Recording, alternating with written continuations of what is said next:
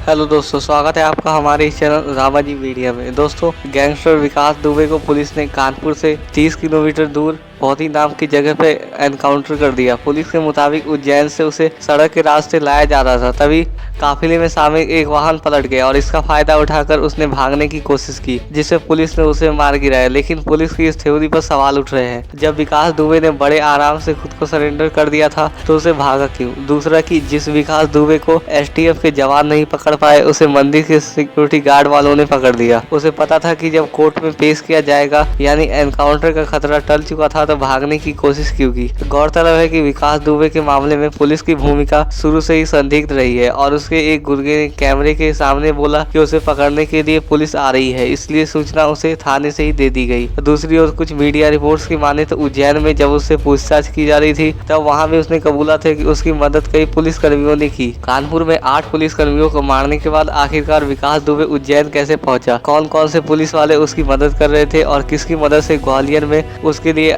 फर्जी आधार कार्ड बनवाया गया? विकास दुबे के ऊपर किन नेताओं का हाथ है और किसकी मदद से उसने पुलिस महकमा खौफ खाता था? यहाँ तक कि एसटीएफ के बड़े अधिकारी का भी उससे संबंध था। 2022 में वो विधानसभा चुनाव लड़ने की तैयारी कर रहा था। अगर ये बात थी तो किन पार्टियों से टिकट के लिए संपर्क में था? साल 2001 में दर्जा प्राप्त राज्य मंत्री सुरेश शुक्ला की हत्या मामले में जब वो बरी हुआ तो किसके दबाव में इस मामले में दोबारा अपील नहीं की गई? क्या विकास दुबे का एनकाउंटर किसी दबाव में किया गया? क्योंकि इससे कई लोगों की राजफांस होने की आशंका थी, जिससे लगभग सभी पार्टियों के लोग शामिल थे। शायद आपने फिल्मों में सुना होगा कि कई बड़े बड़े नेता कुछ अपराधियों को रखते हैं ताकि अपराध करवा सके, लेकिन जब वो पकड़ने वाला होता है तब वो खुद ही उसे रास्ते से हटा देते हैं। शायद इस केस में भी ऐसा ही हुआ है। सीओ देवेंद्र मिश्रा की उस कथित चिट्ठी का सच क्या था जो सोशल मीडिया और मीडिया के हाथ लगी, जिसमें उन्होंने पुलिस और विकास दुबे के गठजोड़ की बात की, जबकि इस चिट्ठी के बारे में कहा जा रहा है कि वो रिकॉर्ड में ही नहीं थी? क्या विकास दुबे अपनी गैर कानूनी तरीके से कमाई की रकम का कुछ हिस्सा पुलिस वालों को देता था? अगर ये सच है तो इसमें कौन कौन शामिल थे? वो कौन लोग थे जिसके दबाव में विकास दुबे जिला प्रदेश के टॉप 10 बदमाशों में शामिल नहीं था, जबकि उसके ऊपर 60 मुकदमे चल रहे थे? तो इन सारी सवालों का जवाब जब तक नहीं आ जाता तब तक ये पता नहीं चलेगा कि विकास दुबे के पीछे किसका हाथ था। हालांकि अब तो वो इस दुनिया में नहीं रहा, लेकिन उसके तार अभी भी कई बड़े लोगों से जुड़े हो सकते हैं और पुलिस अभी भी इसकी जांच कर रही है। आपको हमारी रिपोर्ट कैसी लगी? अपनी राय हमें कमेंट में दें।